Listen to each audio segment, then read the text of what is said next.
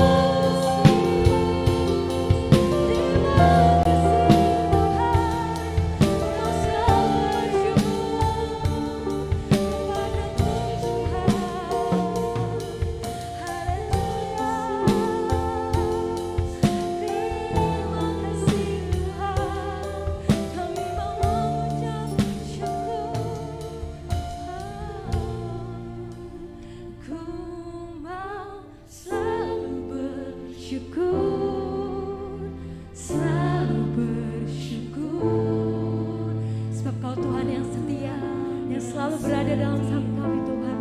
Terima kasih Tuhan menopang. Ku mau selalu bersyukur, selalu bersyukur. Kau Bapa-Ku yang setia. Ku mau selalu bersyukur, selalu bersyukur. Kau Tuhan yang setia, yang selalu menopang. Ku mau selalu bersyukur, selalu bersyukur.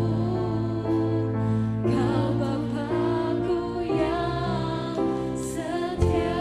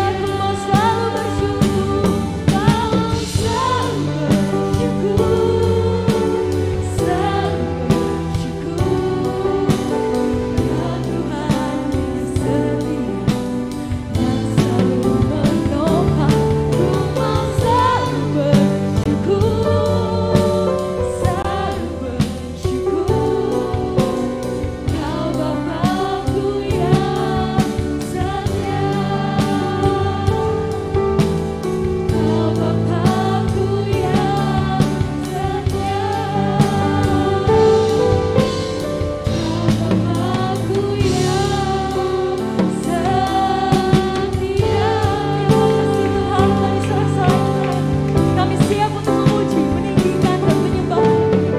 Haleluya, amin. Siapa di sini yang percaya bahwa hanya Tuhan Yesus punya satu nama yang besar, amin. Haleluya, kita nyanyikan nyanyian kemenangan.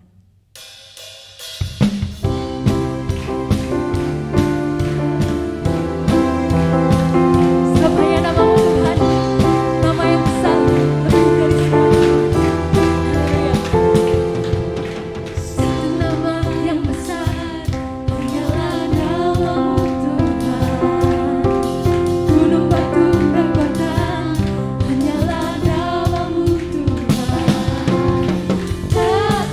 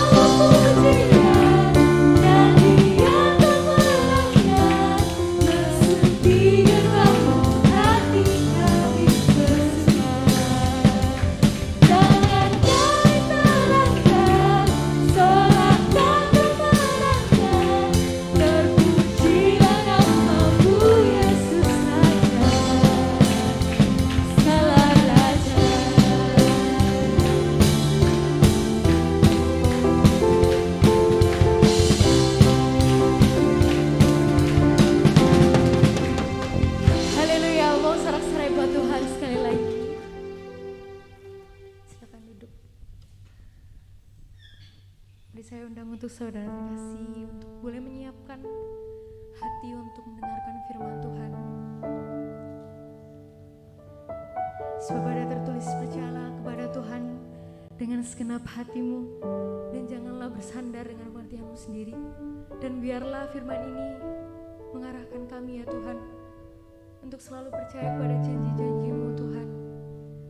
Karena kami tahu dan kami percaya dan kami yakin bahwa Engkau Tuhan yang sanggup menopang kehidupan kami. Terima kasih Tuhan.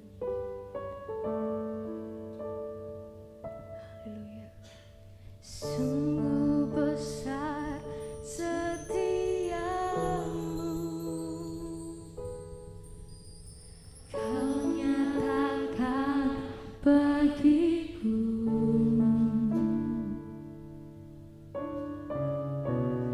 Kau Bapa yang selalu baik.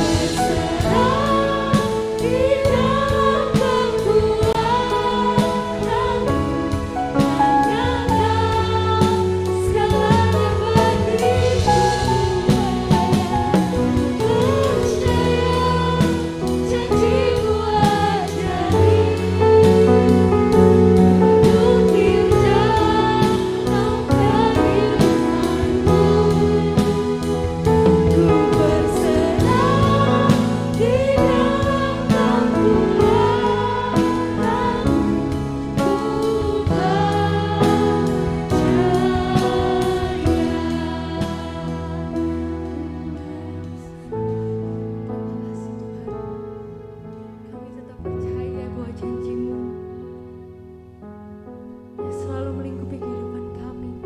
Dan kami mau beriman kepada Engkau Tuhan. Ku percaya janji-Mu ajaib, terukir dalam kehidupanku. Ku berserah di dalam kekuatan-Mu, hanya Kau segalanya bagiku. Ku percaya janji-Mu ajaib, terukir dalam kehidupanku. Ku berserah di dalam kekuatan-Mu. Ku percaya,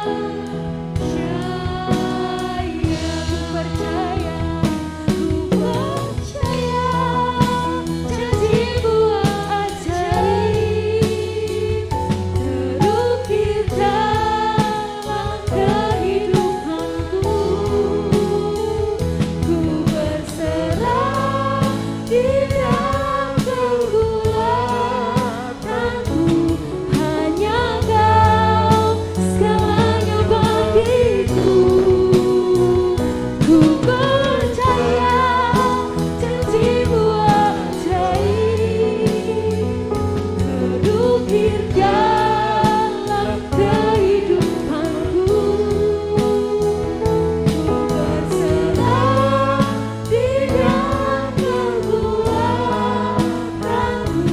Ku percaya, ku berserah di dalam kekuatan-Mu. Ku percaya, ku berserah di dalam kekuatan-Mu. Ku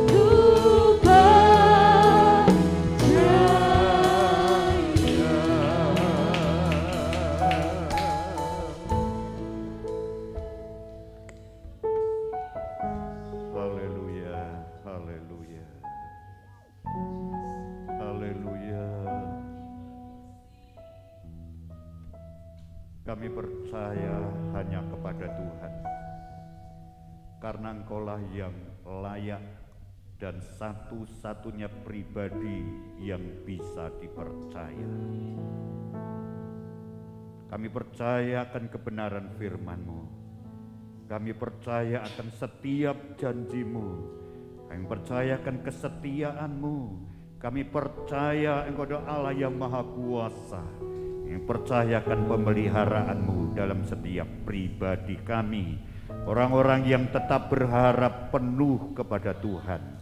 Karena Engkau Allah yang sungguh-sungguh tidak pernah menelantarkan, bahkan meninggalkan, mengecewakan kami.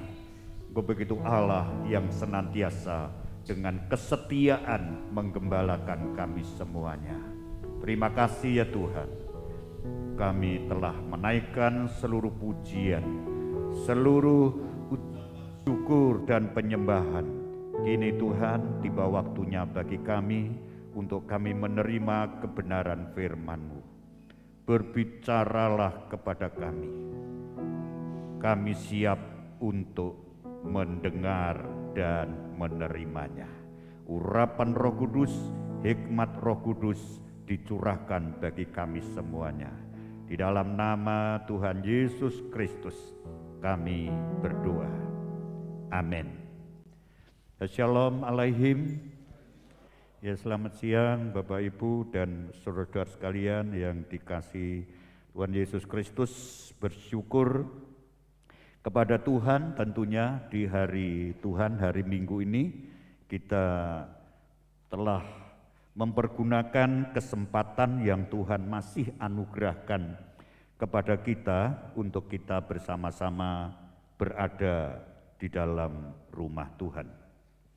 Bukan sebagai kewajiban semata-mata, tetapi merupakan suatu kerinduan kita bersama dan keinginan yang dalam bagi kita semuanya. Setiap hari Minggu kita tidak pernah meninggalkan Tuhan. Kita berada dalam rumah Tuhan sebagai tanda ucapan syukur, di mana Tuhan selalu memelihara dan melindungi kita bersama. Puji Tuhan. Saudara-saudara, banyak orang, bahkan mungkin termasuk kita semuanya, menginginkan atau setidaknya ingin tahu hal-hal yang paling besar, hal-hal yang paling utama, dan kita sangat menginginkan dalam kehidupan kita untuk mengetahui semuanya itu. Setiap akhir tahun di negara-negara tertentu, mereka memiliki catatan-catatan spektakuler dari Guinness Book of Record. Mereka merilis peristiwa-peristiwa, kejadian-kejadian yang besar, atau mengangkat hal-hal yang begitu sangat spektakuler yang dilakukan oleh manusia. Misalkan, siapa sih orang yang paling kaya di dunia ini? Apa Bill Gates atau yang lain? Siapa sih orang yang paling kaya di Indonesia? Orang yang terkaya di Indonesia. Siapa orang yang paling kuat di dunia ini? Siapa orang yang paling tinggi postur tubuhnya di dunia ini? Dan siapa yang paling pendek? Banyak hal, saudara ya, yang ingin diketahui, hal-hal yang paling besar, paling utama, paling kaya, paling pinter, dan paling baik, paling terkenal, dan paling hebat. Banyak hal memang di dunia ini, tetapi tahukah saudara-saudara, apa yang paling besar di dalam kehidupan kekristenan kita? Apa yang paling utama di dalam hidup kekristenan kita? Kita semuanya harus benar-benar mengetahui, dan kita juga menginginkan hal yang paling utama, paling besar, paling mulia itu menjadi bagian di dalam kehidupan kita. Puji Tuhan. Saya akan bacakan satu ayat di dalam Alkitab, di dalam surat 1 Korintus pasal yang ke-13. Surat 1 Korintus pasal yang ke-13. Satu ayat saja saya bacakan, pada ayat yang ke-13 juga. Demikian saya bacakan firman Tuhan dari 1 Korintus pasal 13 ayat yang ke-13. Demikianlah tinggal ketiga hal ini, yaitu iman, pengharapan, dan kasih. Dan yang paling besar di antaranya ialah kasih. Puji Tuhan. Saya beri tema firman Tuhan ini, terbesar dalam kekristenan. Yang terbesar dalam kekristenan. Saudara-saudara, Rasul Paulus dengan hikmat Roh Kudus menyebutkan ada iman, ada pengharapan, kemudian ada kasih. Tetapi di antara ketiga hal ini, yang terbesar adalah kasih. Mengapa Rasul Paulus mengkontraskan antara iman, pengharapan, dan kasih? Mengapa Paulus mengatakan ketiga hal ini? Saya akan menyampaikan dua hal saja dalam khotbah pada siang hari ini, saudara ya. Yang pertama adalah bicara mengenai esensi kekristenan. Kemudian yang kedua nanti akan saya sampaikan keutamaan kasih. Jadi hanya dua hal, tentu saya tidak akan makan waktu yang lama. Ya. Apa sebenarnya esensi kekristenan kita? Esensi itu adalah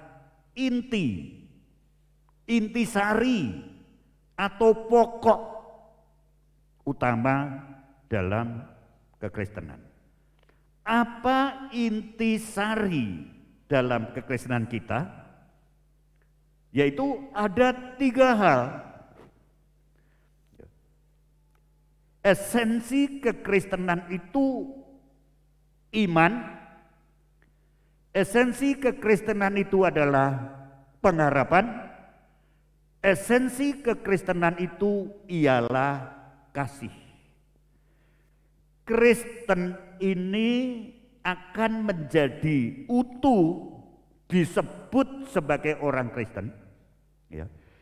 Kita bisa disebut layak menjadi orang Kristen, pengikut Kristus yang sejati, kalau kita memiliki tiga unsur ini. Memiliki iman, memiliki pengharapan, dan memiliki kasih. Ketika kita kehilangan salah satu saja dari tiga unsur ini, sesungguhnya kita tidak layak disebut sebagai orang Kristen. Ya.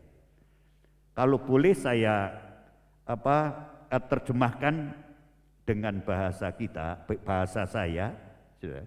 Kalau kita kehilangan salah satu ini dari hidup kita, itu tidak lengkap. Sebagai orang Kristen yang tidak lengkap. Tidak lengkap itu artinya kalau bahasa Jawa itu apa itu? Enggak lengkap itu. Apa? Macam-macam ya, apa kira-kira? Ora genep. Ya. Ora genep. Saudara kira-kira enak enggak nih? Oh, itu enggak genep wong itu. Ya. Enggak genep itu artinya apa? Ya, saudara ya. Ya namanya enggak genep. Enggak penuh. Ya. Enggak penuh itu bisa plonga-plongo. Enggak penuh itu bisa, waduh, pokoknya jelek lah. Ya, jelek. Pasti kalau ibu-ibu cari mantu yang genep. Ini enggak genep itu, waduh, repot ya. Jadi kalau kekristenan ini kehilangan salah satu dari ketiga unsur ini, kita sebenarnya bukan menjadi Kristen yang sejati. Bayangkan, orang Kristen tetapi tidak punya iman. Ya toh? Kan janggal. Namanya Kristen tapi tidak punya iman. Nah, Kristen model apa? Ya. Tidak mempercayai Allah, tidak mempercayai Alkitab, tidak mempercayai semua ajaran firman Tuhan. Itu bukan orang Kristen itu. Ya. Kekristenan tidak boleh tanpa iman. Kalau kita beribadah, itu menunjukkan bahwa kita itu punya iman kepada Tuhan.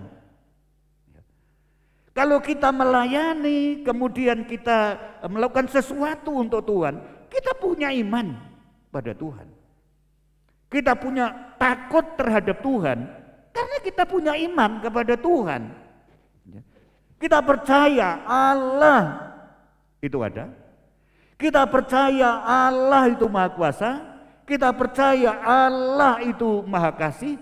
Kita percaya adanya surga. Kita percaya adanya neraka. Kita percaya adanya kekekalan. Kita percaya adanya kasih karunia.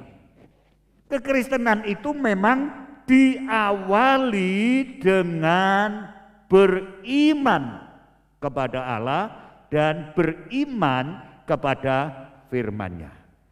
Iman adalah awal, langkah awal dalam kekristenan kita. Dulu pernah saya mengajar mengenai skema tabernakel. Jadi iman percaya kepada Yesus itu kita baru masuk pintu gerbang. Ya, pintu gerbang, belum sampai di pelataran, belum sampai ke ruangan tamu kalau berat masuk rumah, belum sampai kepada tempat-tempat yang paling inti. Kita masuk. Beriman itu seperti kita memasuki lewat pintu gerbang, pintu utama. Itu iman. Awal kekristenan itu adalah dibuktikan percaya kepada Yesus Kristus sebagai Tuhan dan juru selamat pribadinya. Coba perhatikan di dalam surat Roma pasal pertama. Roma pasal pertama ayat yang ke-17. Roma pasal pertama ayat yang ke-17. Demikian firman Tuhan. Saya bacakan 16 dulu aja. Ya. Sebab aku mempunyai keyakinan bahasa lain daripada percaya atau beriman, yang kokoh dalam Injil. Percaya, keyakinan yang kokoh dalam Injil. Karena Injil adalah kekuatan Allah yang menyelamatkan setiap orang yang percaya. Pertama-tama orang Yahudi, umat pilihan Allah, tetapi juga orang Yunani, bangsa-bangsa di luar Yahudi, orang-orang lain. Ayat 17, sebab di dalamnya nyata kebenaran Allah yang bertolak dari iman dan memimpin kepada iman, seperti ada tertulis, orang benar akan hidup oleh iman. Jelas saudara ya. Langkah awal kekristenan meyakini dulu, mempercayai penuh, tidak ada keraguan. Ya. Percaya kepada apa? Kepada Injil. Percaya kepada firman Tuhan. Rasul Paulus mengatakan, sebab aku mempunyai keyakinan, mempunyai iman yang kokoh dalam Injil. Karena Injil atau firman Allah adalah kekuatan Allah yang menyelamatkan. Banyak orang percaya kepada Allah. Orang-orang Kristen percaya kepada Tuhan, percaya kepada Allah. Tetapi sayang, tidak semua orang Kristen percaya kepada apa? Injil. Saudara percaya kepada Allah? Pasti jawabannya amin. Saudara percaya kepada Injil adalah kekuatan firman Allah yang menyelamatkan kita? Belum tentu semuanya percaya. Sesuatu yang kita yakini, sesuatu yang kita percayai, ini satu pegangan yang tidak boleh lepas dari hidup kita. Kalau kita percaya Injil itu adalah kekuatan Allah, firman Allah itu kebenaran, maka seluruh kehidupan kita sampai kepada pola pikir kita, sampai kepada pola pikir kita, ucapan kita, kemudian tingkah laku kita percaya karena Injil itu adalah kebenaran, Injil itu kekuatan Allah yang menyelamatkan, kita dasari seluruh kehidupan kita ini melalui firman Allah, melalui Injil yang menyelamatkan kita. Itu namanya baru mempercayai. Saudara ya, Injil ini adalah kekuatan Allah. Kita yakini, kita percayai. Ini bukan cerita yang legendaris, bukan dongeng, bukan perkataan manusia, tetapi dia menerima dari Allah sendiri. Dan firman itu Allah yang dibuktikan turun ke bumi. Pada mulanya adalah firman, firman itu bersama-sama dengan Allah, dan firman itu menjadi manusia, yaitu Yesus Kristus. Jadi pertama, kekristenan itu harus mempercayai, meyakini kepada Injil. Tidak bisa dipisahkan. Percaya kepada Allah itu tidak bisa dipisahkan dengan percaya kepada firman-Nya. Sebab mustahil saudara akan mempercayai Allah kalau tidak mempercayai firman Tuhan. Ini sangat mustahil, ironis sekali. Sebab Injil adalah dirinya Allah sendiri yang semua orang percaya bisa membacanya, semua orang percaya bisa merenungkannya, orang percaya bisa mengerti keberadaan surga, keberadaan Allah, rencana Allah, kekekalan Allah, bagaimana penebusan, bagaimana penyelamatan, bagaimana pemeliharaan Allah, semuanya tertuang di dalam firman Tuhan. Sehingga sekali lagi saya tegaskan di sini, kekristenan yang sejati, langkah awal punya iman yang kokoh, punya iman yang kuat, bukan saja kepada Allah, tapi kepada apa? Injil, kepada firman-Nya. Pertanyaannya, kalau saudara mempercayai Alkitab adalah sumber keselamatan bagi kita, saudara tiap hari baca Alkitab? Ya, puji Tuhan, banyak yang baca Alkitab. Kalau kita meyakini ini sumber kekuatan, keselamatan kita, hidup kita tidak mau lepas dari Alkitab. Maka orang itu akan hidupnya terpimpin, rapi. Baik secara pribadi maupun dalam anggota keluarga. Kalau mempercayai, punya iman yang sungguh-sungguh, Injil adalah kebenaran Allah. Perhatikan dalam Ibrani pasal 11, surat Ibrani pasal yang ke-11. Jadi di sini pertama berbicara mengenai iman.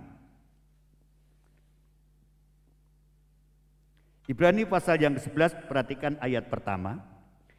Iman adalah dasar dari segala sesuatu yang kita harapkan dan bukti dari segala sesuatu yang tidak kita lihat. Apa iman itu? Iman adalah dasar dari segala sesuatu yang kita harapkan. Ya. Saudara tidak punya iman, saudara tidak akan berharap pada apapun. Iman adalah dasar dari segala sesuatu. Sudah tahu dasar? Dasar itu landasannya. Dasar itu fondasinya. Semua yang kita harapkan, semua yang kita mohon kepada itu, landasannya itu beriman. Sebab itu Tuhan ketika ada orang sakit datang kepadanya, apakah engkau percaya aku bisa menyembuhkan engkau? Kalau tidak punya iman, sudah gagal total. Ya. Orang beriman, diampuni dosamu. Oleh iman, disembuhkan sakitmu. Oleh imanmu, engkau dikuatkan. Jadi langkah pertama itu mempercayai, beriman kepada Allah, kepada Injil atau firman-Nya. Ya, puji Tuhan. Diselamatkan karena iman, akan diselamatkan karena iman. Ya. Karena inilah inti pertama, saudara, iman adalah bagian dari esensi kekristenan kita. Pintu gerbang masuk untuk menikmati banyak hal yang Tuhan siapkan lewat pintu gerbang, pintu utama, yaitu lewat iman dan percaya itu. Puji Tuhan. Itu adalah merupakan satu hal yang sungguh-sungguh menjadikan satu langkah yang akan memimpin kepada langkah yang lain. Sekali lagi bagian iman saya bacakan dalam Roma pasal 10. Roma pasal 10. Perhatikan pada ayat yang ke-9 dan ayat yang ke-10. Sebab jika kamu mengaku dengan mulutmu bahwa Yesus adalah Tuhan dan percaya dalam hatimu bahwa Allah telah membangkitkan dia dari antara orang mati, maka kamu akan diselamatkan. Karena dengan hati orang percaya dan dibenarkan, dan dengan mulut orang mengaku dan diselamatkan. Perhatikan, saudara ya, ini berbicara mengenai iman yang utuh. Iman yang utuh itu bukan iman yang tersimpan di dalam hati, bukan iman yang tertutup disembunyikan di dalam hati sehingga orang mengatakan Tuhan tahu saya percaya kok, ya. Tuhan tahu saya ini mengasihi Tuhan, Tuhan tahu saya ini ingin setia kepada Tuhan. Semua tersimpan di dalam hati.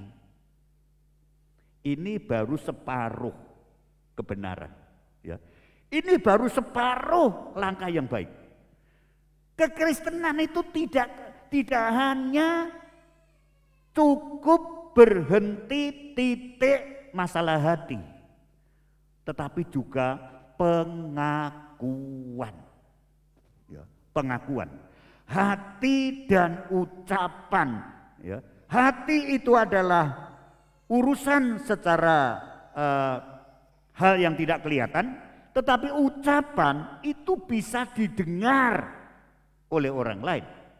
Saudara ya, coba kalau saudara misalkan melakukan sesuatu kemudian saudara berkata kepada orang lain, ya, yang urusan dengan kita, kau percaya enggak dengan hati saya? Misalkan saudara, orang itu kehilangan sesuatu, kemudian kita dituduh oleh orang itu. Saudara apa cukup mengatakan, engkau percaya enggak dalam hatiku? Hatiku jujur, tahu apa tidak? Ini sulit untuk dipercaya, saudara ya. Banyak orang Kristen mereka itu percaya dalam hati, tapi tidak mengaku lewat mulutnya. Artinya apa? Kekristenan itu harus membuktikan iman yang ada di dalam hatinya. Kekristenan itu harus mengungkapkan iman yang ada dalam hatinya. Melalui apa? Melalui ibadah, melalui baca firman, melalui pelayanan, melalui kesetiaan, melalui ketaatan. Lah iman itu tidak disembunyikan terus, dikurung dalam hati, tetapi diungkapkan. Cara mengungkapkannya lewat ucapan, lewat perkataan. Iman. Kemudian yang kedua bicara soal apa tadi? Pengharapan. Sebenarnya, saudara ya, antara iman dengan perbuatan seperti sekeping mata uang, ya, yang punya dua sisi, ya, dua sisi. Artinya tidak terpisahkan. Yakinlah, saudara ya, kalau kita punya iman sungguh-sungguh, kita pasti punya pengharapan. Saudara berdoa, Ya. Kenapa saudara berdoa kepada Tuhan? Karena percaya Allah itu mendengar, Allah itu ada. Kita berdoa itu tidak hanya beriman, tetapi kita menaruh pengharapan. Ya. Menaruh pengharapan. Saya berdoa, Tuhan sembuhkan saya. Antara iman dengan pengharapan ini adalah satu hal yang tidak bisa dipisahkan.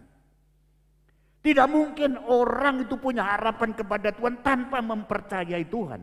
Tidak mungkin orang itu menuaru, menggebu-gebu berharap kepada Tuhan kalau tidak percaya kepada firman-Nya.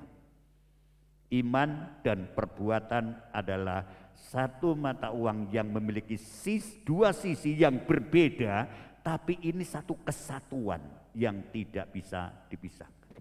Saudara bayangkan kalau orang Kristen tidak punya iman, apa itu orang Kristen? Bukan.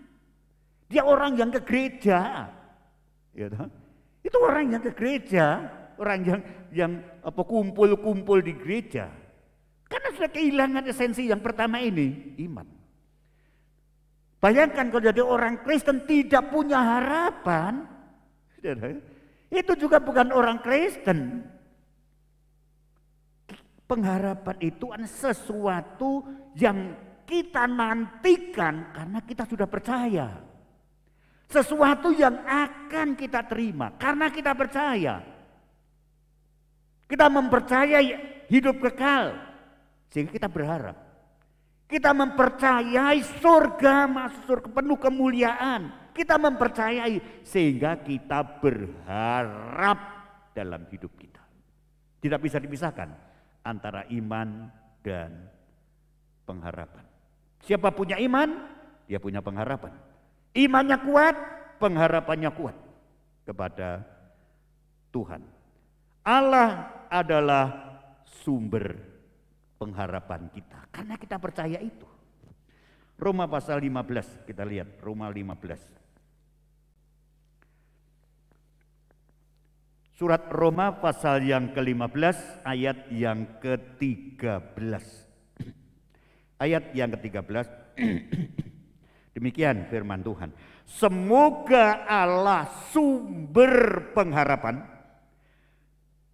memenuhi kamu dengan segala sukacita dan damai sejahtera dalam iman kamu, supaya oleh kekuatan Roh Kudus kamu berlimpah-limpah dalam pengharapan. Berharap kepada apa? Kepada Allah. Saudara ya, jangan kepada manusia, jangan menaruh harapanmu kepada siapapun kecuali kepada Allah. Karena apa? Sumber pengharapan yang ada dalam diri kita itu hanya satu, Allah. Berharaplah kepada Tuhan. Taruhlah seluruh pengharapanmu kepada Tuhan. Itu sebenarnya tindak lanjut daripada keyakinan kita, iman kita yang kuat terhadap Tuhan. Tokoh-tokoh dalam Alkitab juga demikian. Kenapa mereka begitu tekun di dalam Tuhan? Kenapa dia begitu gigih mengalami semua masalah, semua tantangan hidup, dia tetap setia kepada Tuhan? Sebetulnya menunjukkan keyakinan. Itu menunjukkan keyakinan karena di dalam keyakinan itu ada harapan yang pasti. Allah yang berjanji itu adalah Allah yang setia. Artinya tidak mungkin dia tidak memenuhi apa yang dijanjikannya.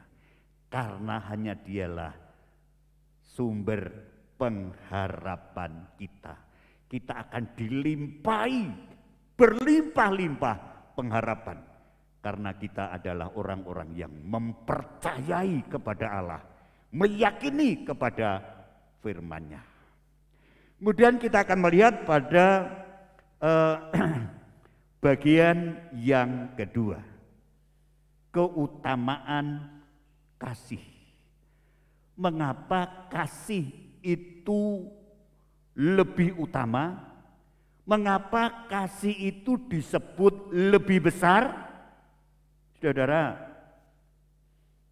tadi sudah saya bacakan tadi, tapi baiklah kita akan baca sekali lagi dan kita akan renungkan bersama dalam 1 Korintus pasal yang ke-13 tadi. Ya. 1 Korintus pasal 13 tadi, mari kita akan sama-sama baca sekali lagi kemudian kita renungkan bersama. Ayat yang ke-13, 1 Korintus pasal 13 ayat 13, mari kita baca sama-sama ya.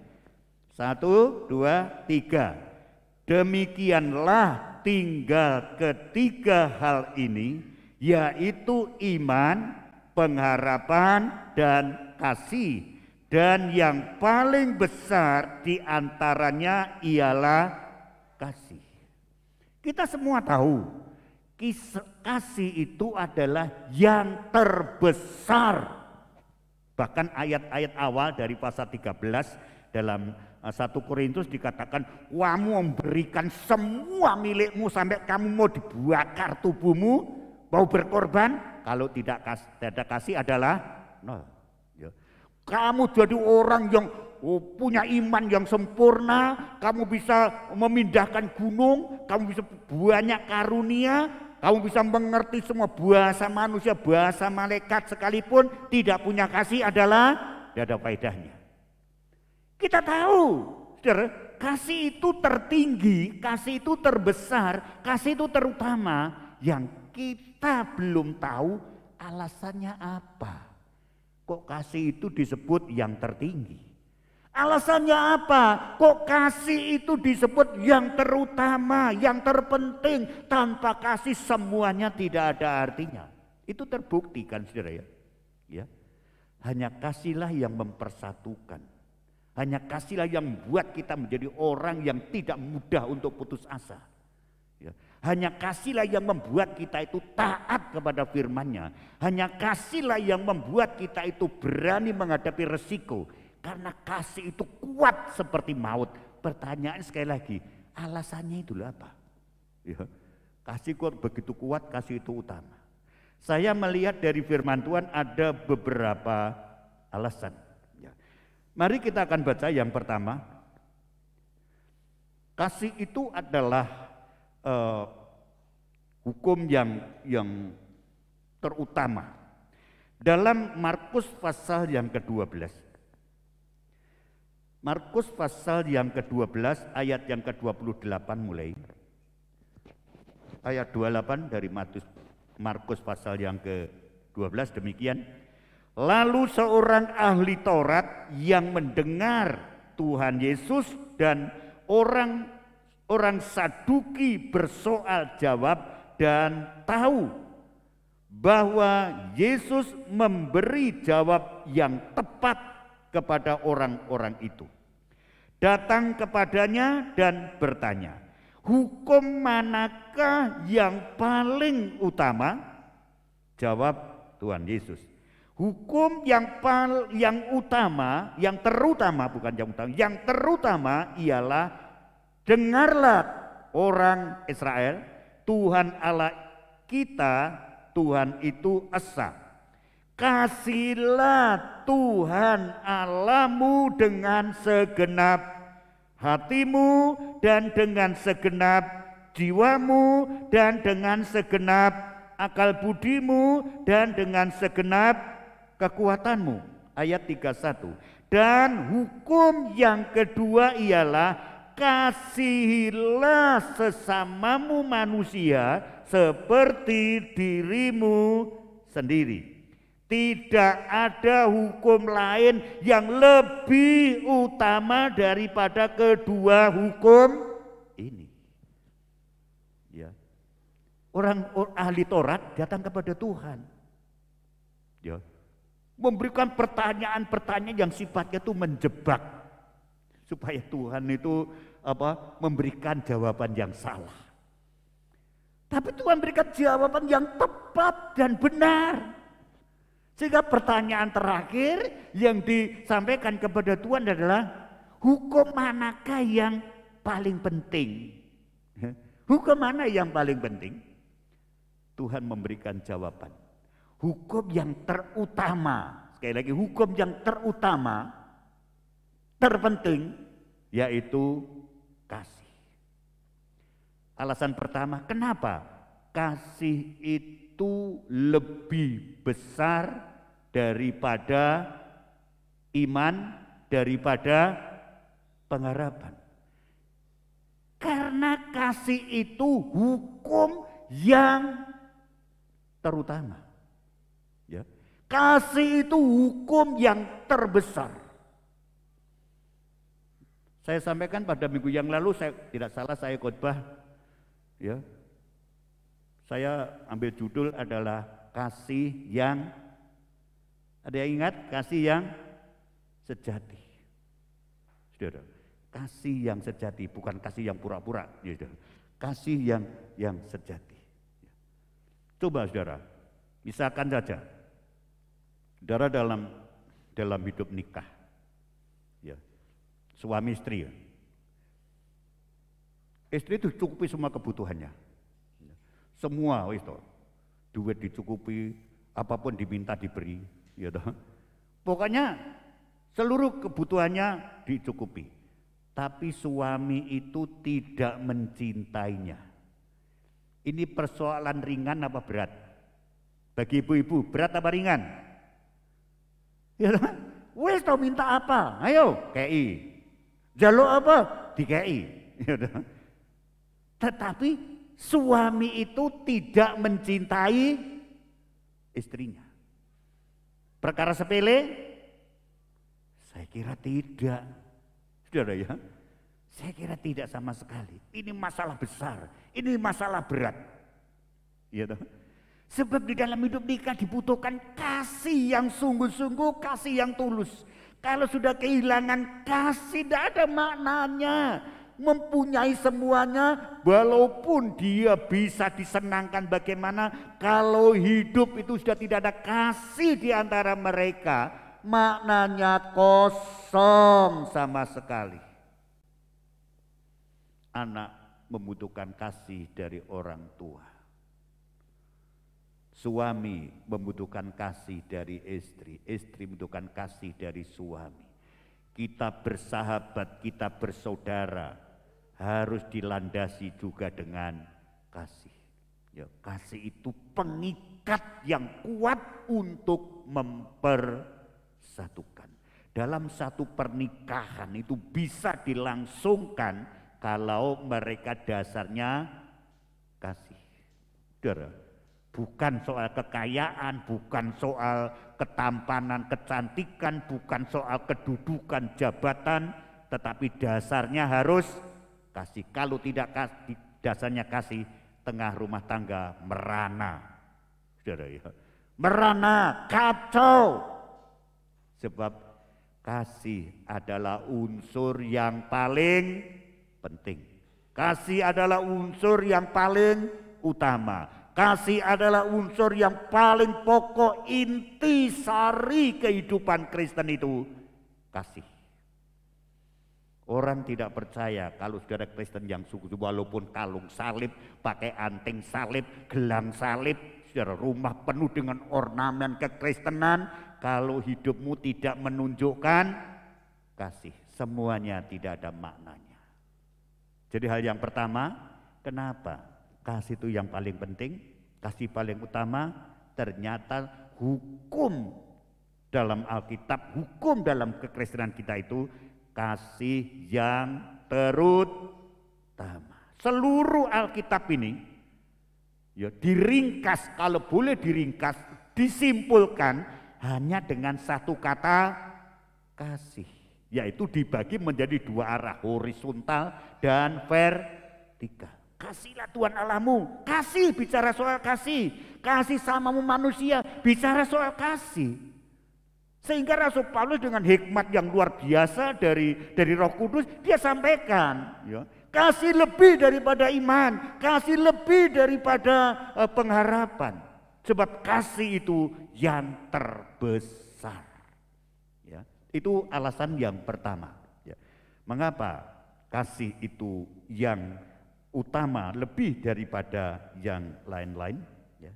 Karena kasih itu hukum yang Pertama. Kemudian yang kedua, kasih adalah refleksi karakter kasih Allah. Ini alasan yang kedua. Kenapa kasih itu yang pertama? Karena kasih ini merupakan refleksi, cerminan daripada karakternya Tuhan. Itu sebabnya orang lain pun mengetahui Allah itu maha kasih. Perhatikan dalam 1 Yohanes pasal yang keempat. 1 Yohanes pasal yang keempat.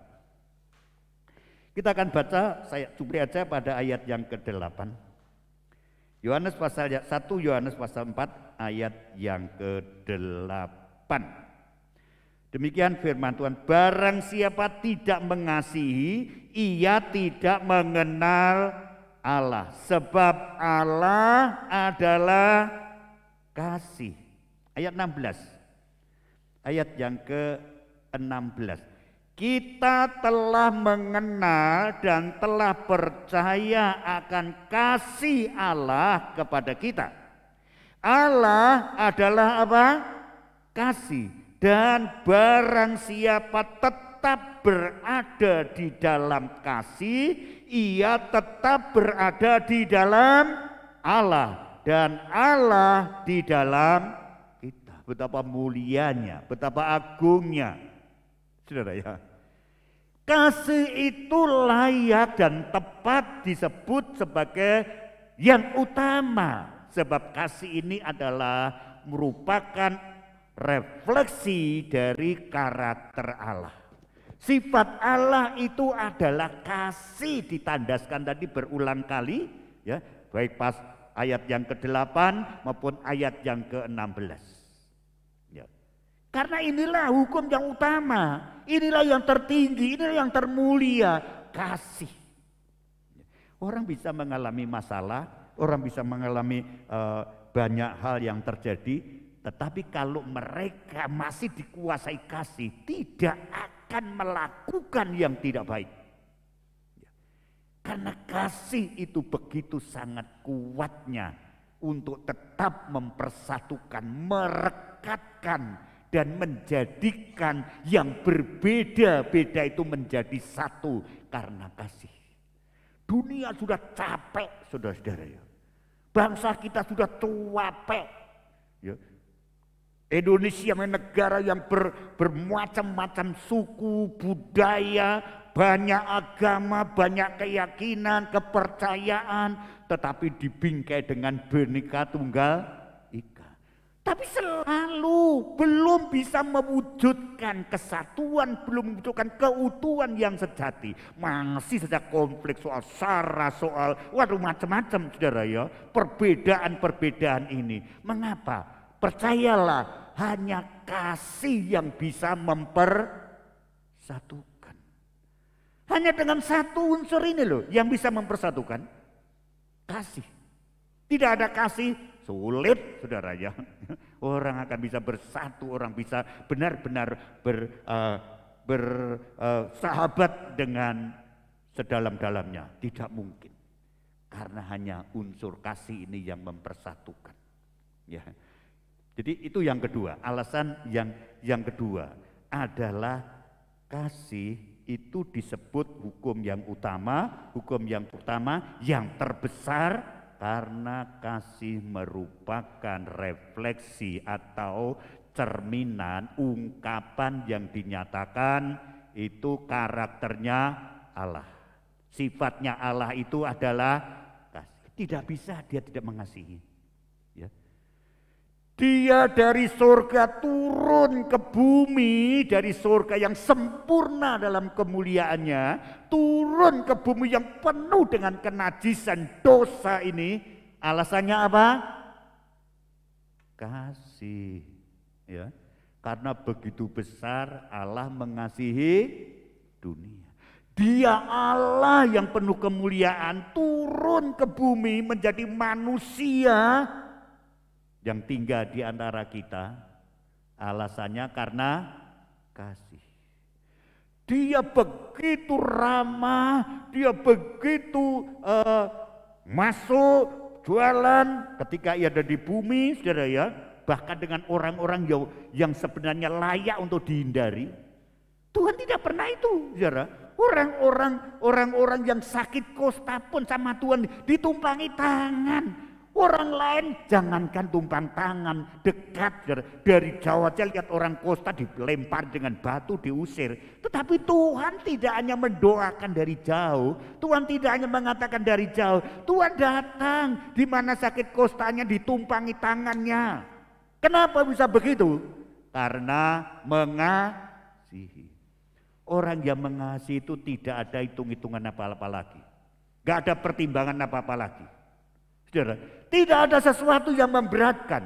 Sebab apa? Kasih itu kuat seperti maut. Ya. Coba kalau ada kasih, apa yang tidak bisa diberikan kepada orang itu? Apa yang tidak mau dilakukannya? Kalau Kristen ini benar mengasihi Tuhan, tidak ada satu orang yang tidak mentaati firman. Tanyakan dengan benar. Kalau ada orang Kristen belum mentaati firman, tanyakan jujurlah dalam hatinya. Mengasihi Tuhan apa tidak? Sebab orang yang mengasihi Tuhan dibuktikan menuruti perintahnya. Tidak bisa dibantah, firman kok dibantah. Jadi tanyakan kepada orang-orang Kristen yang tidak mentaati firman itu, kira-kira orang itu kalau jujur pasti mengatakan, iya aku gak mengasihi Tuhan, aku kewajiban ibadah ini, kewajiban berdoa itu, ya. Memang berharap kepada dia, kepada Tuhan, tapi harapan tanpa kasih itu tidak ada apa-apanya kan? Ya. Jangan-jangan nanti ketemu sama Tuhan Yesus, aku tidak pernah mengenal kamu. Karena apa? Hanya kurang satu saja. Kurang apa? Kasih. Tuhan mencari itu. Ya. Kan prihatin jadi orang Kristen tidak punya kasih, padahal seluruh Alkitab, seluruh hukum ini diringkas dengan satu kata, yaitu kasih. Lalu kalau kita tidak punya kasih, kita tidak punya Alkitab, itu tidak punya sebenarnya. Karena disimpulkan, diringkas, kesimpulan satu, kasih. Tuhan mengasihi dunia, mengasihi manusia berdosa, turun ke bumi, ya, kemudian mati di kayu salib karena kasih semuanya. Dia bangkit mencari orang-orang yang telah dipilihnya karena kasih. Sudah dikhianati toh, sudah disuangkal, seperti Petrus dan lainnya semua meninggalkan Tuhan. Tuhan mencari lagi. Karena apa? Kasih yang luar biasa. Dia naik ke surga, menyediakan tempat di surga. Itu membuktikan kasih Allah itu tidak berkesudahan. Sampai di surga. Bayangkan, kalau Tuhan sudah mengasihi sampai begitu rupa, sampai kepada kesempurnaannya mengasihi, kemudian kita tidak mengasihi dia, malah cenderung menyakiti hatinya Tuhan. Beranikah kita berharap Tuhan menyelamatkan kita? Beranikah kita berharap kita adalah anak Tuhan, sedangkan dia mengorbankan semuanya untuk kita?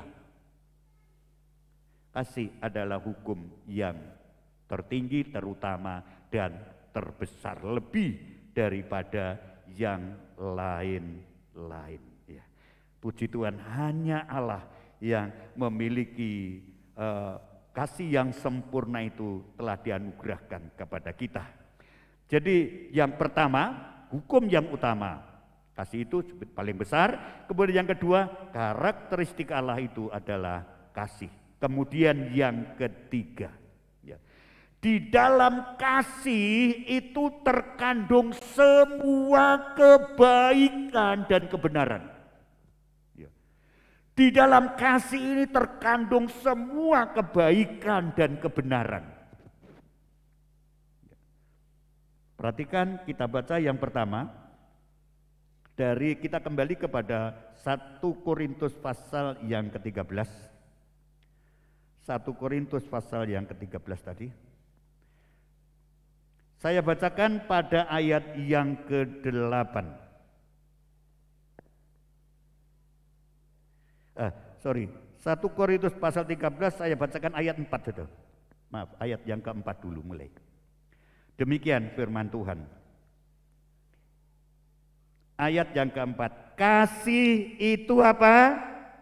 Sabar. Kasih itu apa? Murah hati. Kasih tidak cemburu. Ia tidak membanggakan diri dan tidak sombong. Ini kandungannya ya. Ayat 5. Ia, yang dimaksud ia ini apa toh? Kasih ya toh. Kasih tidak melakukan yang tidak sopan dan tidak mencari keuntungan dirinya sendiri. Kasih tidak pemarah dan tidak menyimpan kesalahan orang dan seterusnya. Jadi perhatikan, kenapa kasih itu hukum yang utama dan terutama, yang terpenting, yang terbesar. Ternyata semua unsur kebaikan, kebenaran itu terkandung di dalam kasih. Saudara kira-kira mau memahami kalau orang itu marah-marah terus dia itu orang yang memiliki kasih? Ya enggak lah. Kasih itu bukan pemarah. Sudah bisa percaya kepada orang yang tidak mau mengampuni orang lain itu adalah orang yang punya kasih? Tidaklah. Ya. Karena kasih tidak menyimpan kesalahan orang lain. Ya. Tidak menyimpan. Artinya ya orang lain bersalah memang salah. Ya. Kewajiban kita karena kita ada kasih, orang lain salah kepada kita, orang lain menyakiti hati kita, orang lain memfitnah kepada kita, karena kita punya kasih, kewajiban kita apa? Mengampuni. Ya, kasih itu adalah mengampuni. Saudara-saudara, itu sebabnya hukum yang tertinggi kasih itu. Di dalamnya itu sudah terkandung semua kebaikan-kebaikan kalau orang punya kasih itu. Wis toh, gak pemarah, kemudian tidak sombong, kemudian sabar ada di sana, ya, kemudian mengampuni, tidak menyimpan kesalahan orang lain. Itu kebaikan-kebaikan semuanya itu. Jadi ini yang kita butuhkan dalam Kristen. Sebab itu Kristen ini adalah dikenal karena punya hidup dalam kasih. Orang kan kecewa sekali melihat hidup Kristen kita kalau kita tidak menunjukkan kasih. Karena kita sudah label, kita sudah dicap kita itu adalah orang punya kasih. Perhatikan dari Galatia pasal yang kelima. Galatia pasal yang kelima. Saudara kalau memperhatikan dengan baik, ya, buah roh itu sebenarnya hanya satu, kasih, ya, hanya satu. Perhatikan Galatia pasal yang ke-5 ayat 22 dan saya bacakan demikian firman Tuhan. Galatia pasal yang ke-5. Tetapi buah roh ialah kasih. Kemudian apa? Sukacita, kemudian damai sejahtera, kemudian kesabaran, kemudian kemurahan, kemudian kebaikan, kemudian kesetiaan, berikut kelemah lembutan, penguasaan diri. Tidak ada hukum yang menentang hal-hal ini, tidak ada hukum yang melebihi hal ini. Perhatikan, semua kebaikan-kebaikan itu sudah berada di dalam kasih. Buah roh itu satu, kasih, punya 9 rasa. Ya. Jadi buah roh itu satu, kasih, kemudian punya 9 rasa. Sukacita, damai sejahtera, kesabaran, kelemah lembutan, kesetiaan, penguasaan diri, dan lain sebagainya. Itu semua berada di dalam kandungan kasih. Saudara punya kasih? Sekarang saudara baru tahu, aku ini punya kasih apa tidak. Ya. Kenapa? Karena gak cocok sama firman Tuhan, kan begitu toh? Ya. Kok gak cocok firman Tuhan dengan hidupku? Ya. Semua kebaikan-kebaikan sudah terkandung Sebenarnya kekristenan hanya butuh ini satu aja, ya. Kasih Kristus memenuhi hidup kita, ya. Karena kasih itu adalah Allah sendiri, Allah itu kasih, ya. Masuk dalam diri kita, semua kebaikan yang baik sudah ada di sana, ya. Puji Tuhan. Itulah saudara ya, kasih ya, yang keutamaan daripada kasih, ya. Kenapa kasih itu disebut ya terbesar? Sekarang bagian yang terakhir, ya. Yang terakhir. Perhatikan di dalam 1 Korintus pasal 13 ayat yang ke-8. 1 Korintus pasal 13 ayat yang ke-8. Demikian firman Tuhan. Kasih tidak berkesudahan, nubuat akan berakhir, bahasa roh akan berhenti, pengetahuan akan lenyap. Yang tidak berkesudahan apa? Tidak berkesudahan, dengan kata lain apa? Kekal. Ya, semua bentuk karunia rohani akan berhenti di dunia ini, ya, ketika kita sudah dipanggil Tuhan, ya. Sebab itu bukan kekal, nubuat akan berhenti, karunia lidah akan berhenti, semuanya akan berhenti, karena itu bersifat sementara. Apalagi pengetahuan sebentar akan lenyap. Kenapa kasih yang terutama, terpenting, terbesar? Karena kasih itu kekal.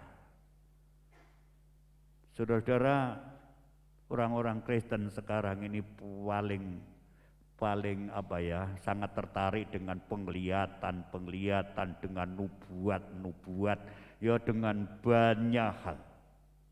Bukan itu yang itu baik-baik saja. Itu hanya satu sisi. Tapi porosnya adalah kasih. Itu akan berhenti. Orang menggali firman sedalam-dalamnya, itu juga perlu. Merenungkan firman, menggali firman, kemudian mengerti doktrin itu penting. Tetapi perhatikan, itu hanya bersifat sementara. Itu bersifat sementara, saudara. Tapi itu juga penting untuk melengkapi kita, kan? Untuk melengkapi kita. Tetapi bukan itu tujuannya itu. Ya, kita tidak bisa nubuat, tidak punya karunia nubuat. Kita tidak punya karunia lain, tapi jangan tidak punya kasih Allah dalam diri kita. Itu yang paling pokok, itu yang paling penting. Kristen kehilangan kasih, kehilangan semuanya. Kehilangan harap, kehilangan iman. Kehilangan surga, kehilangan keselamatan, kehilangan semua yang baik. Sebab segala sesuatu yang baik terkandung di dalam kasih. Sekarang pertanyaannya bagi kita, apa benar hidup kita sudah punya kasih? Kita tidak bisa mengatakan orang lain, tapi diri kita sendiri aja. Apa kita betul sudah punya kasih di hadapan Tuhan? Itu sebabnya saudara-saudara yang dikasihi oleh Tuhan, Rasul Paulus memberikan saran begini, berusahalah memperoleh karunia yang paling besar. Ya, berusahalah memperoleh karunia yang paling besar. Pasal 16, 1 Korintus pasal 16. 1 Korintus 16 kita akan baca ayat yang ke-14. Ayat 14 demikian. Lakukanlah segala pekerjaanmu dalam kasih.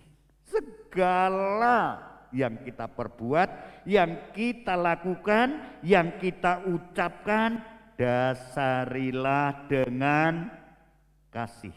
Pasal 12 ayat yang ke-31 Korintus, ya. Jadi berusahalah untuk memperoleh karunia-karunia yang paling utama dan aku menunjukkan kepadamu jalan yang lebih utama lagi. Apa? Karunia paling utama apa? Kasih. Berusahalah, artinya bukan kita berusaha mati-matian, tidak. Tanpa Roh Kudus mustahil kita akan memperoleh Roh Kudus. Tetapi ini bagian yang paling penting yang harus kita tahu. Ya. Kita tidak boleh menyerah, kita tidak boleh masa bodoh. Kita bukan menjadi orang-orang Kristen yang pasif. Ya. Supaya semua Allah. Lah kita itu diciptakan untuk apa? Allah itu bekerja lewat manusia. Ya. Lah kalau semua Allah, gak usah Tuhan ngutus nabi-nabi dalam perjanjian lama, Tuhan ngutus kepada rasul-rasul, Tuhan mengutus kepada hamba-hamba Tuhan, gak perlu. Tetapi anugerah Allah itu disalurkan, pertama sumbernya Yesus Kristus, kemudian dicurahkan kepada orang-orang yang diutus oleh Tuhan. Allah bekerja lewat manusia. Berusahalah memperoleh karunia yang utama, yaitu kasih. Puji Tuhan. Saya percaya Bapak Ibu Saudara semuanya mengerti dengan baik yang terpenting dalam hidup kita, yaitu kasih. Cukup kasih Kristus dalam diri kita itu akan merubah semua yang tidak baik, akan menyingkirkan semuanya yang tidak baik. Sebab di dalam kasih tidak ada yang tidak baik. Di dalam kasih semuanya indah, semuanya mulia, semuanya bernilai yang luar biasa. Tuhan Yesus memberkati kita semuanya. Haleluya.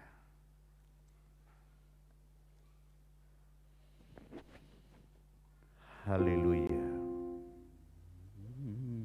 Aku mengasihi Engkau Yesus dengan segenap hatiku. Aku mengasihi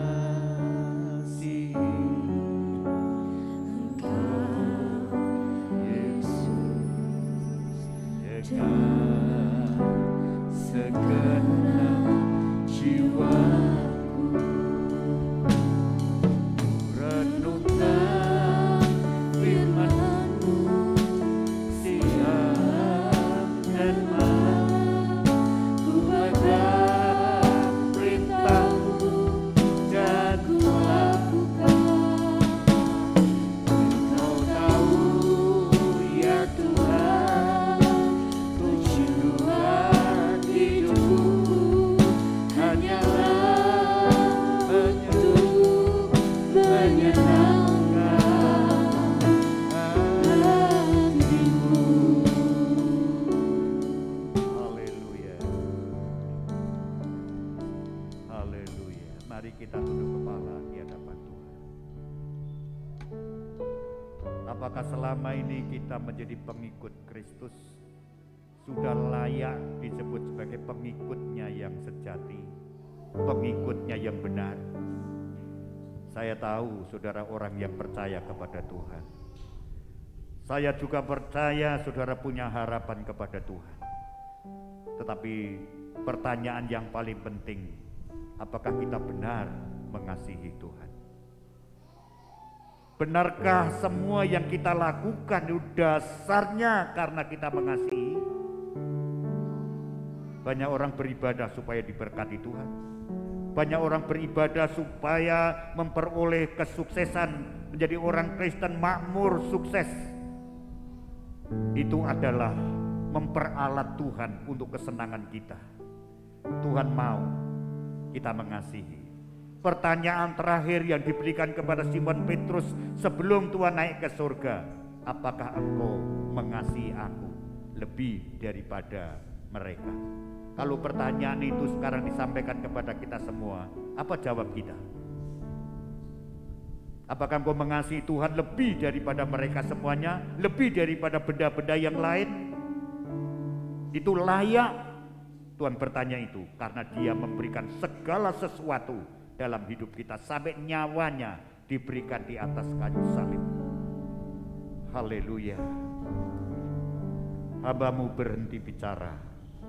Roh Kudus akan terus berkarya dalam setiap hati kami, sehingga kami menjadi orang-orang Kristen yang layak menyandang predikat Kristen yang sejati, pengikut Kristus yang sejati, karena kami memiliki kasih Kristus dan kami hidup, kami landaskan dengan kasih. Pikiran kami, ucapan kami, tingkah laku kami, semuanya diwarnai dengan kasih.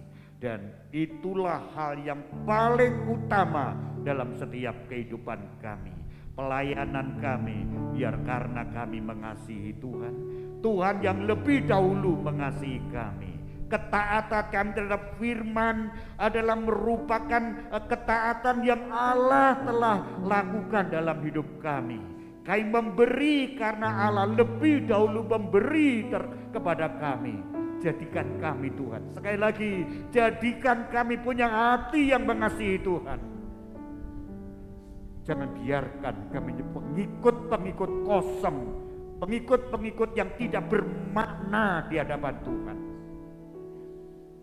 Kami rela menderita karena kami mengasihi Tuhan. Engkau yang telah menderita lebih hebat lagi untuk kami, orang-orang yang berdosa. Sadarkan kami, insafkan kami ya Tuhan, menjadi Kristen yang sebenarnya. Terima kasih. Biar firman-Mu menjadi rema bagi kami semuanya, dimanapun kami berada, dalam nama Tuhan Yesus Kristus. Haleluya, amin. Puji Tuhan, Tuhan memberkati kita. Kita akan naikkan satu pujian, Ku kasih kau dengan kasih Tuhan.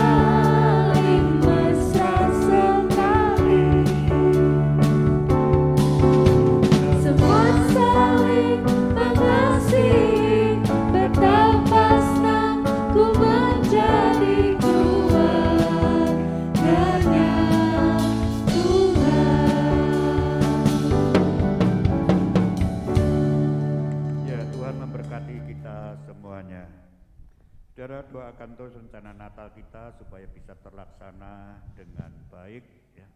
Dan doakan untuk para panitia, doakan untuk acara, cuaca dan lain sebagainya. Puji Tuhan, kegiatan kita dalam 1 minggu ke depan, hari Selasa kaum wanita ibadah di gereja jam 5 sore.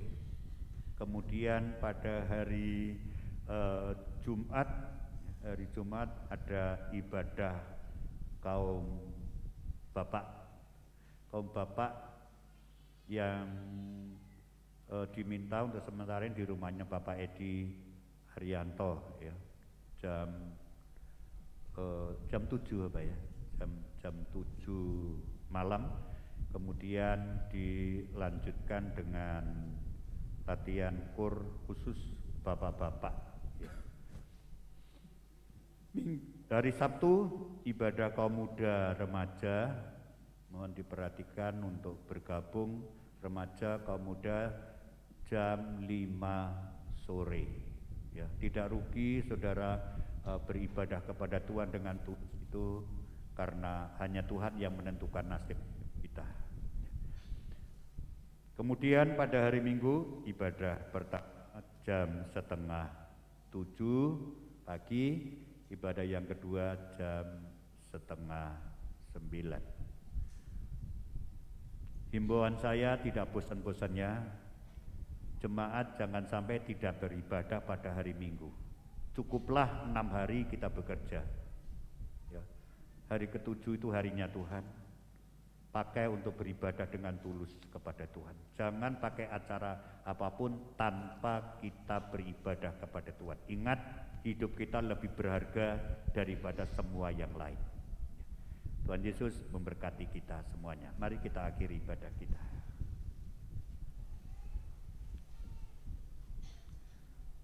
Kami bersyukur kepada Bapa di dalam surga untuk kehadiran Tuhan di tengah-tengah kami, tengah-tengah ibadah kami, dan Tuhan telah melawat kami melalui kebenaran firman-Mu. Percaya hanya kuasa Roh Kudus yang sanggup menanamkan kebenaran firman-Mu dalam hati kami. Siapapun kami, karena kami tahu tanpa firman Tuhan kami tidak mungkin bisa mengatur melangkah hidup kami secara benar. Biarlah kasih yang terbesar yang Tuhan telah anugerahkan kepada kami itu kami jaga, kami pelihara, sehingga semua hal yang kami bersama-sama lakukan, kami hanya punya alasan satu, dengan kasih. Terima kasih Tuhan, memberkati semua yang ambil bagian pelayanan pada siang hari ini, baik WL, singer, tim musik, multimedia, bahkan tidak terkecuali seluruh jemaat. Tuhan memberkatinya secara pribadi dan seluruh anggota keluarganya. Biarlah kami semuanya mengalami pertumbuhan rohani yang baik, supaya kami benar-benar layak Tuhan disebut sebagai keluarga Allah. Hamba berdoa untuk jemaat yang berada di luar kota. Hamba berdoa untuk jemaat yang berada di luar pulau, bahkan di tempat-tempat yang lebih jauh. Hamba mohon Tuhan tetap melindungi mereka, ingatkan kepada mereka supaya mereka tidak pernah jauh dari Tuhan. Mereka tetap setia untuk bersekutu dengan Engkau. Lindungi, berkati, beri kekuatan, kesehatan seluruh jemaat GBPS Philadelphia Waki, dari umur yang tertua sampai kepada anak-anak, semua diberkati kesehatan. Biarlah kami semuanya benar-benar selalu hidup. Tujuan utama kami hanya untuk Tuhan, memuliakan Tuhan, menyukakan hatinya Tuhan, dan mentaati kebenaran firman-Mu. Terima kasih saudara yang dikasihi oleh Tuhan. Sekarang terimalah berkat, anugerah, cinta kasih dari persekutuan Bapa, Putra, dan Roh Kudus. Dalam nama Tuhan Yesus Kristus, Tuhan menyertai kami sekalian hari ini sampai selama-lamanya. Hamba berdoa dan mengucap syukur dalam nama Tuhan Yesus Kristus. Semua kami pulang tiba di rumah dengan sukacita. Haleluya, amin. Selamat pulang, Tuhan memberkati kita semuanya.